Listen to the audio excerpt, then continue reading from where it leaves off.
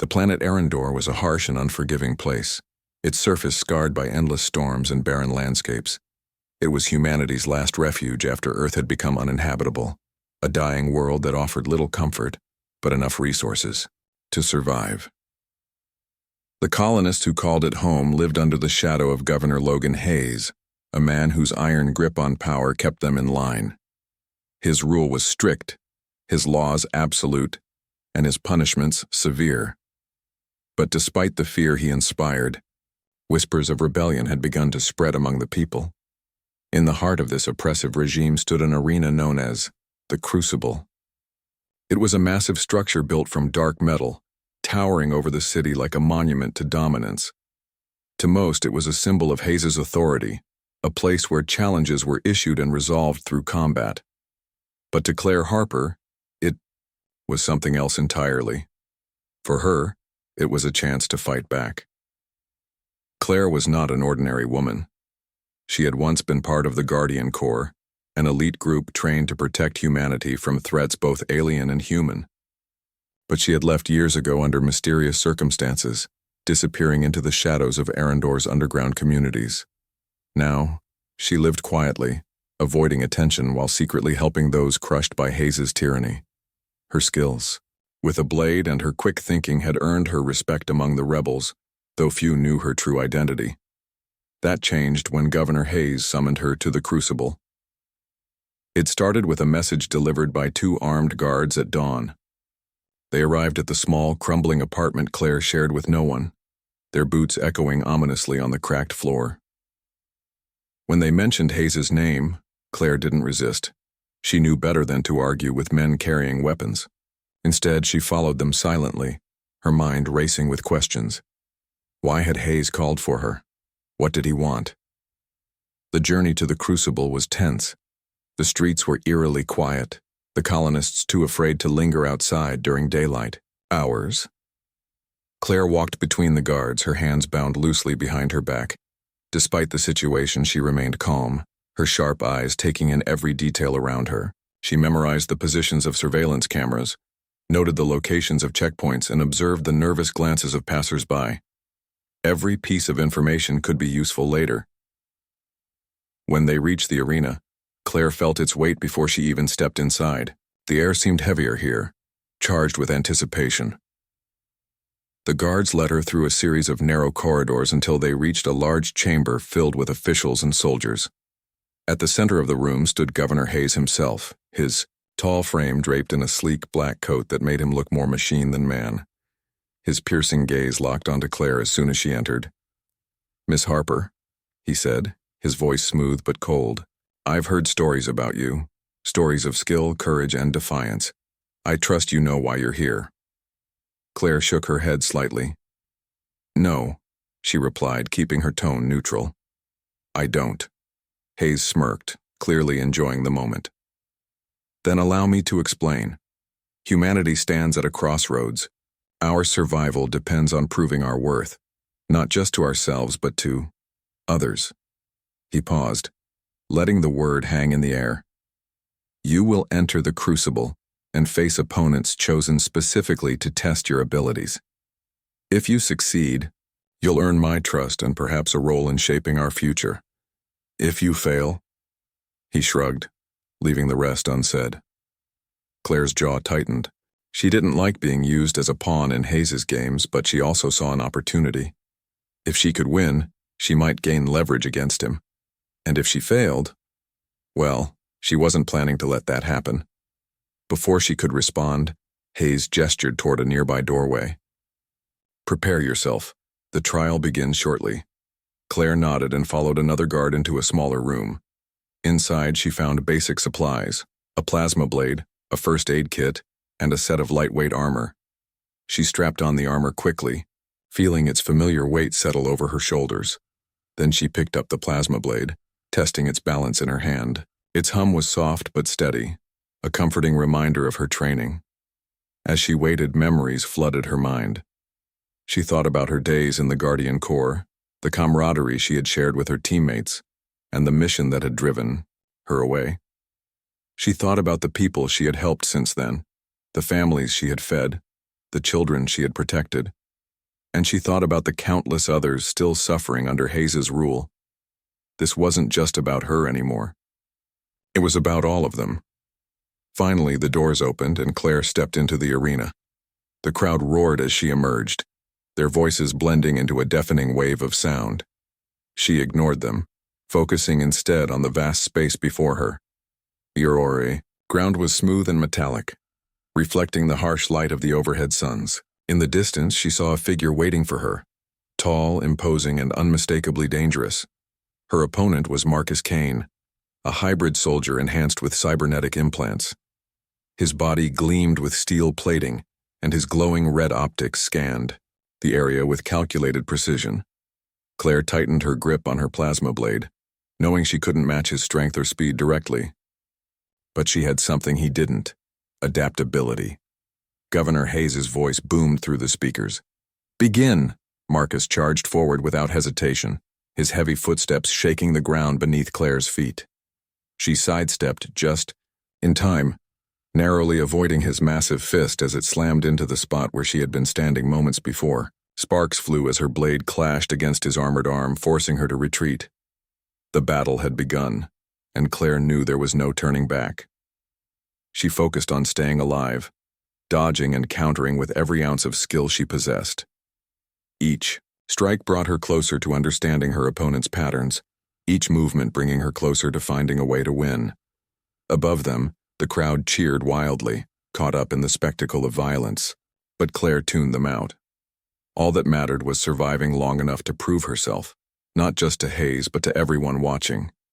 She refused to be another victim of his games. Not today. As the fight continued, Claire realized this was more than just a test of strength. It was a test of will, and she wasn't about to give up. The arena was vast, its metallic walls gleaming under harsh artificial lights. Claire Harper stood at the center, her breath steady despite the weight of hundreds of eyes watching her every move. Across from her loomed Marcus Kane, a towering figure whose body seemed more machine than man. His cybernetic enhancements made him look like something out of a nightmare. His arms were reinforced with steel plating, and his glowing red optics scanned the area with calculated precision. Claire tightened her grip on the plasma blade in her hand. It hummed softly, casting a faint blue glow around her. She knew she couldn't match Marcus's strength or speed directly, but she had trained for situations like this. Survival wasn't about overpowering your opponent, it was about outthinking them. Governor Logan Hayes's voice boomed through the speakers. "Begin," he announced, his tone dripping with anticipation. Without hesitation, Marcus charged forward. The ground trembled beneath his heavy footsteps as he barreled toward Claire. For a moment, panic flickered in her chest, but she forced herself to stay calm. At the last second, she sidestepped, narrowly avoiding Marcus's massive fist as it slammed into the ground where she had been standing just moments before. The impact sent shockwaves rippling across the arena floor, leaving a crater behind. Claire didn't waste time admiring her narrow escape. She swung her plasma blade upward, aiming for Marcus's exposed side. But the hybrid was faster than she expected. He twisted mid-motion, deflecting her strike with an armored forearm. Sparks flew as metal met energy, and Claire staggered back, feeling the recoil vibrate through her arm. "You're quick," Marcus said, his voice low and mechanical, devoid of emotion. "But quick doesn't win fights." Claire didn't respond. She couldn't afford to waste energy talking. Instead, she circled him cautiously, keeping her blade raised. Every movement mattered now. One wrong step could mean defeat, or worse. Marcus lunged again, this time feinting left before swinging his other arm in a wide arc. Claire ducked just in time, feeling the rush of air above her head. Her heart pounded as she realized how close she'd come to being knocked out cold. She rolled to the side and sprang back onto her feet, putting some distance between them. The crowd roared, their cheers echoing off the walls. Some shouted encouragement for Claire, while others jeered, convinced she wouldn't last much longer against someone like Marcus. Claire tuned them out. All that mattered was staying alive. She studied Marcus carefully, looking for patterns in his attacks. He relied heavily on brute force, throwing wild punches and kicks that could crush bones if they connected. But there was a flaw in his strategy. He telegraphed his moves slightly, giving Claire fractions of a second to react. That tiny window was all she needed. When Marcus came at her again, Claire didn't dodge completely. Instead, she leaned into his attack, using his momentum against him. As his fist grazed past her shoulder, she spun around and drove her elbow into the joint of his mechanical arm. There was a sharp crack, followed by a whirring sound as the limb faltered momentarily. Marcus growled in frustration, shaking his arm to reset it. Claire seized the opportunity, darting in closer. She slashed her blade across his torso, slicing through layers of synthetic material. Smoke began to rise from the wound, and Marcus stumbled backward, clutching the damaged area for the first time. Doubt flashed across his face. "You'll pay for that," he snarled, regaining his footing. But Claire didn't let up. She pressed her advantage, launching a series of rapid strikes aimed at his weakened arm. Each blow chipped away at his defenses until finally, the entire limb detached with a loud hiss. Marcus stared at the useless stump where his arm used to be, disbelief written all over his features. "You underestimated me," Claire said quietly, her voice firm, despite the exhaustion creeping into her muscles. Sweat dripped down her forehead, and her legs felt like lead, but she refused to show weakness. Not here, not now. Marcus roared in anger, charging blindly this time. Claire saw her chance. She dropped to one knee, sliding underneath him as he passed overhead. In one fluid motion, she swept her leg out, knocking his remaining foot out from under him. With a deafening crash, Marcus hit the ground hard, his body skidding several feet before coming to a stop. He tried to get up, but Claire was already there, pressing the tip of her plasma blade against his throat. The weapon sizzled dangerously close to his skin, forcing him to freeze. "It's over," she said simply. For a moment, silence filled the arena. Then slowly, the crowd erupted into cheers. People clapped and whistled, shouting Claire's name as if she were some kind of hero. She stepped back, lowering her blade as officials rushed in to restrain Marcus. He glared at her as they dragged him away, but Claire didn't meet his gaze. She turned instead to survey the audience, searching for familiar faces among the sea of strangers. Her eyes landed on Rachel Monroe, who stood near the front row, scribbling furiously in a notepad. Rachel's expression was unreadable, though Claire suspected the journalist was piecing together a story even as the fight unfolded. Nearby, Ethan Blake leaned against a railing, his arms crossed tightly over his chest. His jaw was clenched, and his knuckles were white from gripping the metal bar too hard. Claire wondered what he was thinking, whether he was proud of her or angry that she'd put herself in such danger. Before she could dwell on it further, Governor Hayes appeared beside her, clapping loudly. "Well done, Miss Harper," he exclaimed, his smile wide but insincere. "Truly impressive. I must admit I had my doubts, but you've proven yourself quite capable." Claire nodded politely, though she didn't trust him. Hayes's praise felt hollow, like he was trying to manipulate her somehow. Still, she played along, knowing she couldn't afford to make enemies yet, not when the real challenges were still ahead. As medics approached to check her injuries, Claire glanced back at the spot where Marcus had fallen. Despite everything, she felt a pang of sympathy for him. He hadn't chosen to become a hybrid. Someone else had decided his fate for him. And now, because of her, he would likely face consequences far worse than defeat. Shaking off the thought, Claire allowed the medics to tend to her wounds. She didn't have time to dwell on regrets. Not when the next round of combatants was already being prepared. Whatever came next, she would face it head-on, just like she always did. Claire Harper stood in the center of the arena, her chest rising and falling as she tried to catch her breath. The cheers of the crowd still echoed around her, but they felt distant now, like a storm far away. Her body ached from the fight with Marcus Kane, and fresh cuts stung where his blows had grazed her skin. Medics had offered to patch her up, but she waved them off. There was no time for rest, not when the next challenge was already looming. Governor Logan Hayes's voice crackled over the loudspeakers again. "Impressive work, Miss Harper," he said, his tone smooth but cold. But you're not done yet. Prepare yourself. The ground beneath Claire began to tremble. Panels along the edges of the arena shifted, revealing two new figures stepping into view. They were smaller than Marcus, sleeker, their movements fluid and precise. Their bodies gleamed with polished metal and glowing circuits, making them look almost insect-like. Each carried a weapon, a pair of electrified batons crackling with energy. Claire tightened her grip on her plasma blade. She knew these hybrids would be faster, deadlier, and they wouldn't hesitate to attack together. The Mar. First one moved suddenly, darting toward her with unnatural speed. Claire barely had time to react, swinging her blade just in time to block a strike aimed at her ribs. The force of the blow sent shockwaves through her arms, nearly knocking her off balance. Before she could recover, the second hybrid lunged from behind, forcing her to twist away at the last second. Sparks flew as its baton grazed her shoulder, leaving a searing burn. Pain shot through her, but Claire pushed it aside. She couldn't afford to focus on the injury. These opponents were designed to overwhelm her, to tire her out until she made a mistake. She needed a plan, and fast. She retreated, putting some distance between herself and the hybrids. They circled, her like predators, their glowing eyes tracking her every move. Claire studied them carefully, looking for weaknesses. Unlike Marcus, who relied on brute strength, these two seemed built for speed and precision.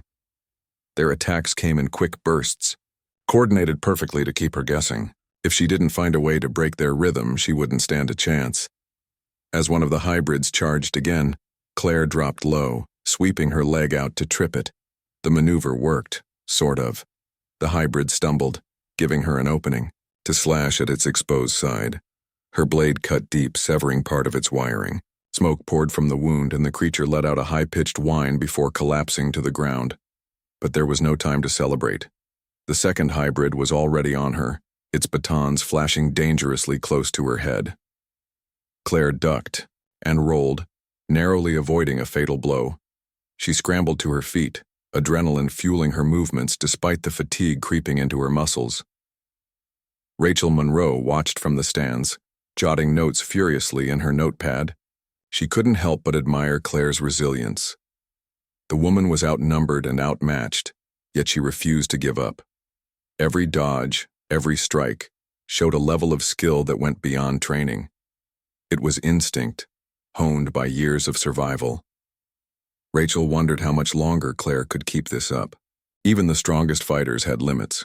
Ethan Blake leaned forward, gripping the railing so tightly his knuckles turned white. He wanted to shout encouragement, to yell Claire's name and tell her she could do it.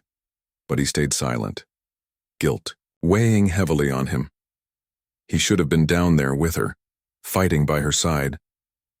Instead, he'd left her alone to face this nightmare. Now all he could do was watch, and hope she survived.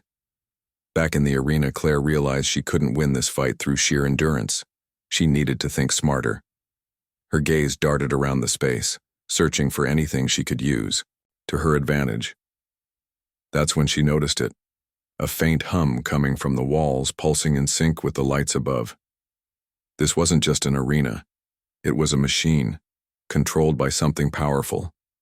Maybe, just maybe, she could turn it against her enemies. Summoning what little energy she had left, Claire sprinted toward the nearest wall. The hybrids followed, their movements eerily synchronized. As they closed in, Claire slammed her plasma blade into a panel on the wall. Sparks erupted and the entire arena shuddered. Lights flickered, and the hum grew louder, more erratic. The hybrids hesitated, their systems disrupted by the sudden surge of electromagnetic interference. Claire seized the moment, charging at the closest hybrid while it was still disoriented.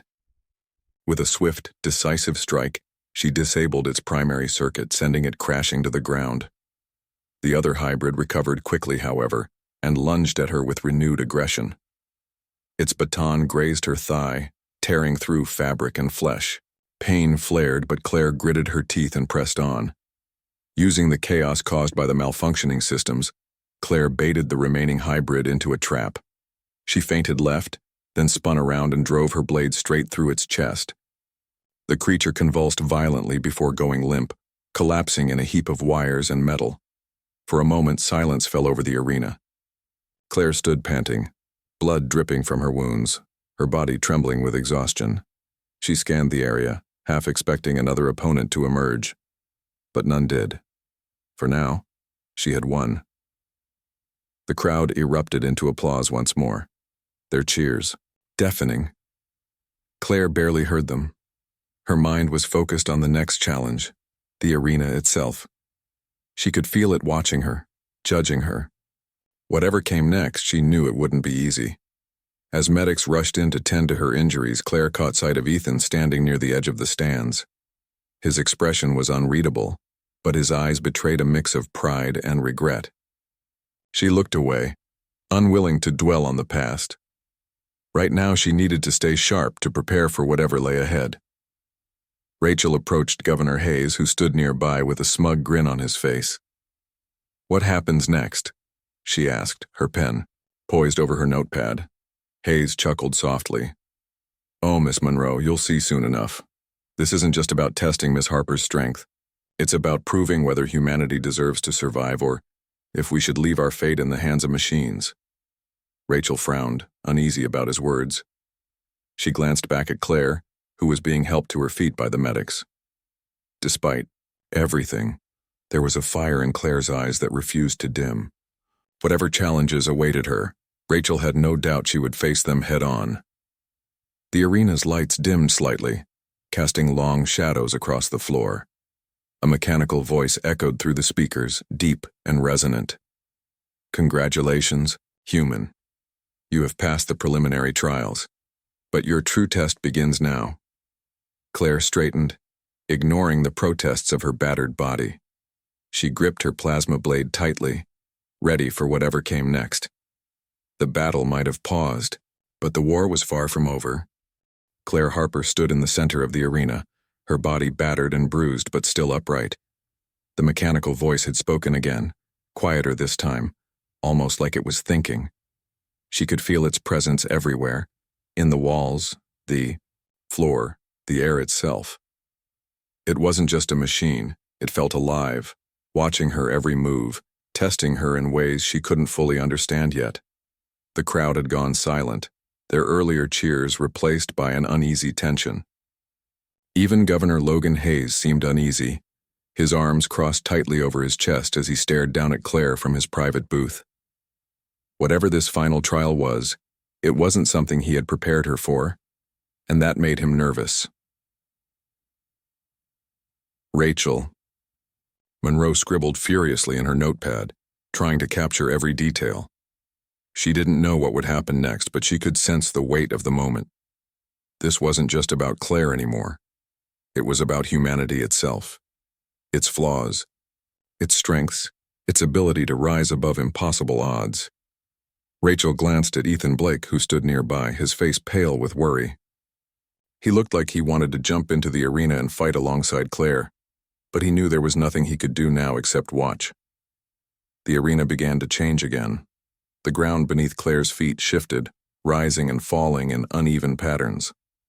Sections of the floor slid apart, revealing glowing lines of energy that pulsed faintly.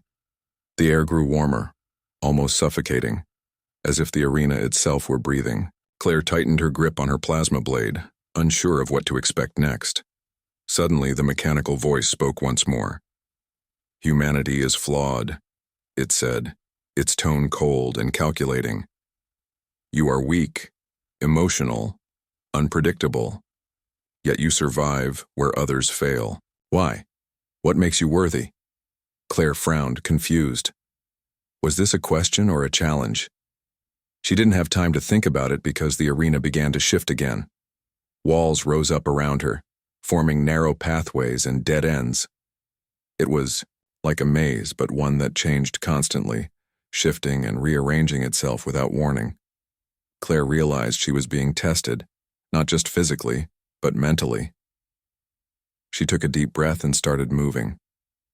The first path led her to a dead end, forcing her to backtrack quickly before the walls closed in behind her. She darted through another corridor, only to find herself trapped in a small chamber. The walls began closing in, pressing closer, and closer until she thought they might crush her. But then she noticed something, a small panel on the ceiling glowing faintly. Without hesitation, Claire leapt upward, grabbing onto a ledge and pulling herself up just as the walls slammed shut. Below her, she landed on a higher platform, panting heavily. Her muscles screamed in protest, but she forced herself to keep going. Every step brought new challenges, collapsing floors, sudden bursts of flames, even holographic illusions designed to confuse her. Through it all, the mechanical voice continued to taunt her. You cling to hope when there is none. You fight for causes you cannot win. Why? What drives you? Claire didn't answer. She couldn't afford to waste energy talking. Instead, she focused on surviving, pushing through each obstacle with determination. She slipped past swinging blades, dodged falling debris, and even used her plasma blade to cut through barriers blocking her way. Each victory brought her closer to the heart of the maze, but also deeper into its dangers. As she ran, memories flooded her mind. She remembered her days in the Guardian Corps, training under harsh conditions and learning how to adapt to any situation. She thought about the people she had lost along the way, friends, mentors, loved ones, all sacrificed in the name of survival. And she thought about Ethan, who had abandoned her when she needed him most. Pain and anger welled up inside her, threatening to overwhelm her. But then she remembered why she was here. Not just for herself, but for everyone counting on her. For the colonists living under Governor Hayes's oppressive rule. For the rebels fighting for freedom. For humanity itself, struggling to hold on in a universe that seemed determined to destroy it. Claire gritted her teeth and pushed forward, refusing to let doubt consume her. Finally, she reached the center of the maze. It was a large circular platform, surrounded by towering walls that glowed with the same blue light she had seen earlier. In the middle stood a pedestal, atop which rested a single button. Claire approached cautiously, her senses on high alert. Something about this felt wrong, too easy, too obvious. The mechanical voice spoke again, louder this time. Press the button, human. End your struggle. Prove that you are willing to sacrifice everything for survival. Claire hesitated. Was this a trick? If she pressed the button, would it trigger some kind of trap? Or was it truly the key to ending the trial? She glanced around, searching for clues, but found none. All she had was instinct, and right now, her instincts told her to trust herself. Taking a deep breath, Claire stepped forward and pressed the button. For a moment, nothing happened. Then the ground beneath her feet began to tremble violently. The walls around her lit up with blinding light, and the air crackled with electricity. Claire shielded her eyes, bracing herself for whatever came next. When the light faded, she found herself standing in a completely different space. Gone was the maze. Instead, she stood in a vast empty room filled with floating screens. Each screen displayed images of Earth, its cities reduced to rubble, its oceans dried up, its skies choked with ash. It was a grim reminder of what humanity had lost. The mechanical voice returned, softer now, almost contemplative. This is your legacy, it said, a planet destroyed by greed, war, and ignorance. Tell me, human, why should you be allowed to survive?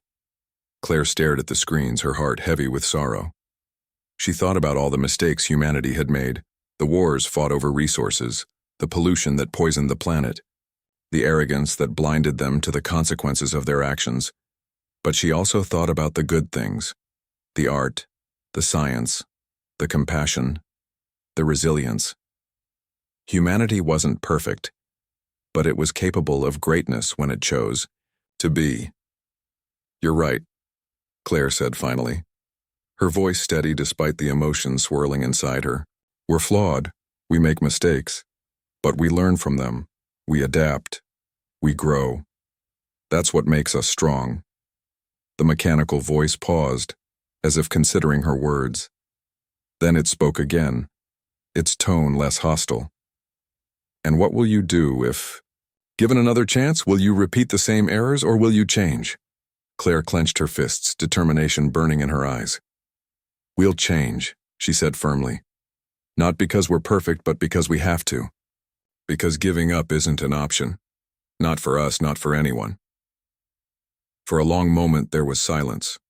Then the screens flickered and vanished, leaving Claire alone in the empty room. The mechanical voice returned one last time, its tone almost respectful. Your resolve has been noted. The trial is complete. The arena began to shift again, returning to its original state. Claire stumbled slightly as the ground stabilized beneath her feet. Exhaustion threatened to pull her under, but she forced herself to stay upright, gripping her plasma blade tightly. The crowd erupted into cheers, their voices echoing off the walls. But Claire barely heard them. Her focus was on the future, on what came next. Governor Hayes appeared beside her, clapping loudly. "Well done, Miss Harper," he exclaimed, though his smile didn't reach his eyes. "You've proven yourself quite capable." Claire nodded politely but didn't respond. She turned instead to look at Ethan, who stood nearby, his expression torn between pride and regret. Rachel approached her as well, her notepad tucked under her arm. "That was incredible," Rachel said softly. "You really gave them something to think about." Claire managed a small smile. "It's not over yet," she replied. "There's still work to do." As medics rushed in to tend to her injuries, Claire allowed herself a moment of quiet reflection. She had faced the arena and won, but the real battle was just beginning. Claire Harper sat on a cold metal bench in a small medical room just outside the arena. Her body was wrapped in bandages, her wounds cleaned and stitched where necessary, but she still felt the sting of every cut and bruise. The medics had done their best to patch her up, but they couldn't erase the exhaustion etched into her face. She leaned forward, resting her elbows on her knees, her head bowed as she tried to gather her thoughts. The trial was over, or at least the physical part of it was, but Claire knew better than to think she was safe. The mechanical voice, the AI that controlled the arena, had judged her worthy, for now. Yet its final words lingered in her mind. There's still work to do. What did that mean? Was this some kind of test designed to prepare her for something bigger? Or was it simply another layer of control imposed by Governor Logan Hayes?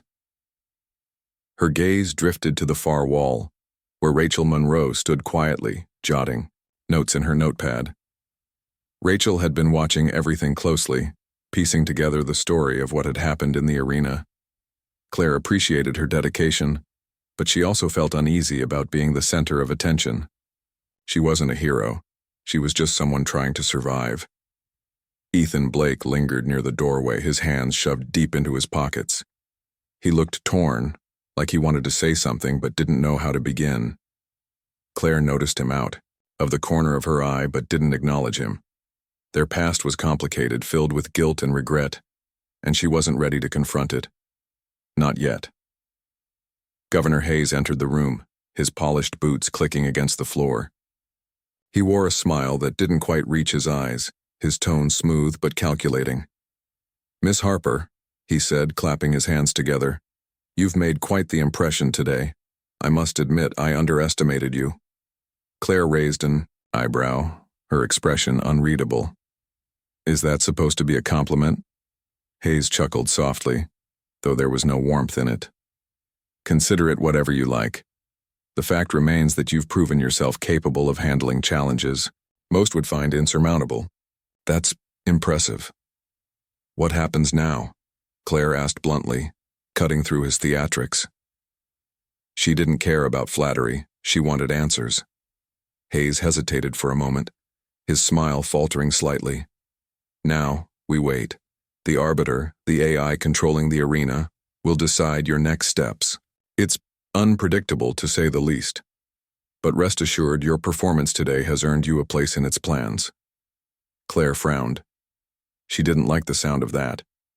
Being part of someone else's plan meant losing control, and Claire had spent her entire life fighting to stay in charge of her own destiny. "What kind of plans?" she pressed. Before Hayes could respond, the lights in the room flickered.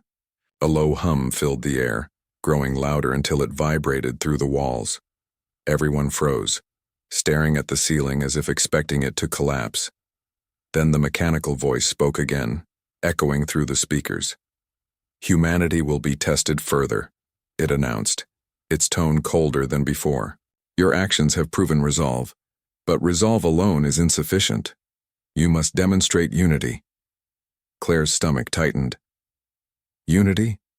What did that even mean? Before she could ask, the ground beneath them began to shift. Panels slid apart, revealing glowing symbols etched into the floor. They pulsed rhythmically, casting eerie shadows across the room. One by one, the symbols lit up, forming a path that led out of the medical area and back toward the arena. "The Arbiter wants us to follow," Rachel said quietly, her voice tinged with awe. She glanced at Claire, waiting for guidance. Claire stood slowly, wincing as pain shot through her legs. She grabbed her plasma blade from the bench, clutching it tightly. Whatever came next, she wouldn't face it unarmed. "Let's go," she said firmly, leading the way. Ethan hesitated for a moment, then fell into step behind her. Hayes trailed after them, his usual confidence replaced by unease. Even he seemed unsure of what awaited them. The arena had transformed once more. Gone were the walls and platforms of earlier trials. In their place stood a massive holographic projection, a map of Arendor, the planet where humanity had taken refuge after Earth's destruction.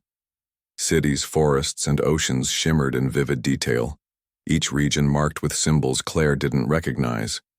The mechanical voice spoke again, its tone commanding. "This world belongs to you, but it does not trust you. Prove your worth by uniting its people. Failure will result in annihilation." Claire stared at the projection, her mind racing. Uniting the people? How was she supposed to do that? The colonists were divided, some loyal to Governor Hayes, others rebelling against his oppressive rule. Convincing them to work together felt impossible. Rachel stepped forward, her eyes wide with realization. "It's not just about winning fights," she murmured. "It's about proving humanity can overcome its differences. That's what the Arbiter wants to see."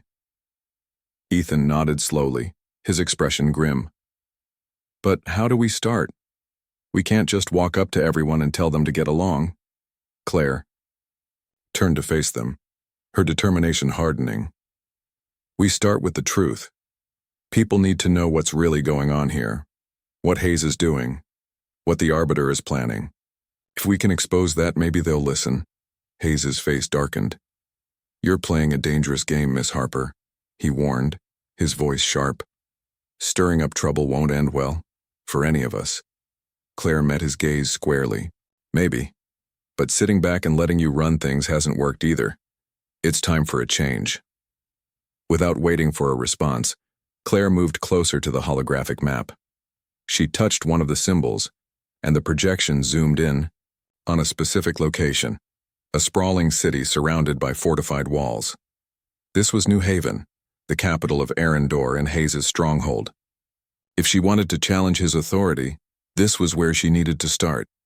"We'll head to New Haven first," Claire said, turning back to the group. "From there we can spread the word, show people there's another way." Rachel nodded, her pen poised over her notepad. "I'll document everything. If we can show proof of Hayes' corruption, it might sway public opinion. And I'll help however I can," Ethan added, his voice firm despite the guilt lingering in his eyes. "I owe you that much." Claire gave him a brief nod, accepting his offer without comment.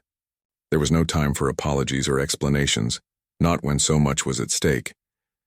As they prepared to leave the arena, the mechanical voice returned, quieter now but no less menacing.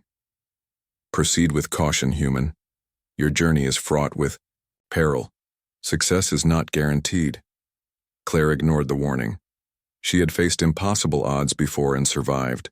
Whatever lay ahead, she would face it head on, for herself, for her friends, and for the future of humanity. The group stepped out of the arena, greeted by the harsh sunlight of Arendor. The crowd that had cheered Claire earlier had dispersed, leaving behind an eerie silence. The streets were empty, the air thick with tension. Something big was coming. Claire could feel it. She tightened her grip on her plasma blade and set off toward New Haven, her companions following close behind. The road ahead would be long and difficult, But Claire refused to give up. Humanity had survived wars, disasters, and countless hardships. If they could come together, if they could truly unite, they might stand a chance against whatever threats loomed on the horizon. For now, all she could do was take one step at a time. The journey to New Haven was long and grueling. Claire Harper led the group through barren landscapes, their boots kicking up clouds of dust with every step. The sun blazed overhead, unrelenting in its heat, while the wind carried the faint scent of metal and decay from the factories that dotted the horizon. Claire's body ached with every movement, her wounds still raw despite the medic's efforts. Yet she pushed forward, her resolve unwavering. Behind her, Rachel Monroe adjusted the strap of her bag, which held her notepad and recording equipment. She had taken it upon herself to document everything they encountered along the way. Every abandoned settlement, every sign of Governor Hayes's control. Her pen moved steadily across the pages, capturing details that might prove vital later. Ethan Blake walked beside her, his hands clenched into fists at his sides. He hadn't said much since leaving the arena, but his silence spoke volumes. He carried his guilt like a weight on his shoulders, determined to make amends. Even if Claire hadn't forgiven him yet, Governor Logan Hayes brought up the rear, his polished suit now streaked with dirt and sweat. He had insisted on joining them, claiming he could offer valuable insight into navigating the dangers ahead. Claire didn't trust him, not for a second, but she knew his presence might be useful. For now, she tolerated him, keeping a watchful eye on his every move. As they traveled, the group passed through small villages scattered across Arendor's surface. These settlements were shadows of what they once were, their buildings crumbling and their streets empty. The people who remained lived in fear, their faces hollow and their eyes downcast. When Claire approached them asking about conditions under Hayes's rule, they hesitated to speak. It wasn't until Rachel showed them recordings of Claire's fight in the arena that they began to open up. "He takes everything," one elderly man said bitterly, his voice trembling with anger. "Our food, our water, even our children. They're forced to work in the mines or join his army. If we resist, we disappear." Claire clenched her jaw, her fists tightening around her plasma blade. She had known Hayes was cruel, but hearing first-hand accounts of his oppression only deepened her determination to stop him. "We're going to change that," she told the villagers firmly. "But we need your help. Spread the word. Tell others what you've seen here today. Together, we can fight back." The villagers nodded hesitantly, hope flickering in their eyes for the first time in years. As the group continued on their journey, Claire felt a small sense of progress. Every story shared, every person inspired, brought them closer to their goal. By the time they reached the outskirts of New Haven, the city loomed before them like a fortress. Its towering walls stretched high into the sky, lined with guards armed with energy rifles. Searchlights swept across the landscape, scanning for intruders. Claire studied the scene carefully, her mind racing with possibilities. "We can't just walk in," Ethan said quietly, voicing what everyone else was thinking. "They'll arrest us, or worse." Claire nodded. "We'll need a distraction, something big enough to draw their attention away from the main gates." Rachel glanced at her notepad, flipping through the notes she had taken during their journey. "What if we use the recordings? Show them proof of Hayes's corruption. Maybe some of the guards will turn against him." "It's risky," Claire admitted, "but it's all we've got." They split up, each taking on a different role in the plan. Rachel and Ethan headed toward a nearby hill overlooking the city, setting up a makeshift projector using equipment scavenged from an abandoned outpost. Meanwhile, Claire and Hayes moved closer to the gates, ready to create chaos when the time came. As night fell, Rachel activated the projector, casting images onto the city walls. The recordings played out in vivid detail, footage of Hayes seizing, resources from struggling communities, forcing children into labor camps and silencing dissent with violence. The searchlights immediately turned toward the source of the disturbance, giving Claire the opening she needed. She darted forward, her plasma blade glowing brightly in the darkness. With swift, precise strikes, She disabled several guard towers, cutting off their power supply and plunging sections of the wall into darkness. Alarms blared, and guards scrambled to respond, their focus divided between the projection and Claire's attack. Inside the city, panic spread quickly. Citizens gathered in the streets, watching the images projected onto the walls. Some cheered, emboldened by the truth being revealed. Others cried, overwhelmed by the realization of how deeply they had been betrayed. Slowly but surely, the tide began to shift. Hayes watched from a safe distance, his face pale with fury. "You're making a mistake," he hissed at Claire, his voice low and venomous. "You think this will end well for anyone? Without order, there's only chaos." Claire turned to face him, her expression hard. "Order doesn't mean oppression, and chaos is better than living under your lies." Before Hayes could respond, a group of rebels emerged from the shadows, their faces masked but their intentions clear. They had been waiting for this moment, for someone to stand up to Hayes and give them a chance to fight back. Together, they surged toward the heart of the city, rallying others to join their cause. The battle that followed was intense. Guards loyal to Hayes clashed with rebels and ordinary citizens alike, the streets filled with shouts and the hum of energy weapons. Claire fought fiercely, her movements fueled by adrenaline and purpose. She wasn't just fighting for herself anymore. She was fighting for everyone counting on her to lead the way. Ethan joined her side, wielding a stolen rifle with surprising skill. "I guess I owe you an apology," he said between shots, his voice strained but sincere. "For leaving you behind, for doubting you." Claire spared him a quick glance, her lips curving into a faint smile. "Save it for later. We're not done yet." Together they pushed deeper into the city, heading toward Hayes' headquarters, a massive tower at the center of New Haven. Inside they found the governor himself, surrounded by a small contingent of elite soldiers. His expression was one of pure rage as he realized his empire was crumbling around him. "You think this changes anything?" Hayes spat, raising his hands defensively. "Even if you overthrow me, humanity is doomed. The Arbiter sees you as flawed, weak. You'll never truly escape its judgment." Claire stepped forward, her blade humming softly. "Maybe we are flawed, but we're also strong. Stronger than any machine, stronger than your greed. And we'll find a way to survive. Without you." With that she struck, ending the battle with a single decisive blow.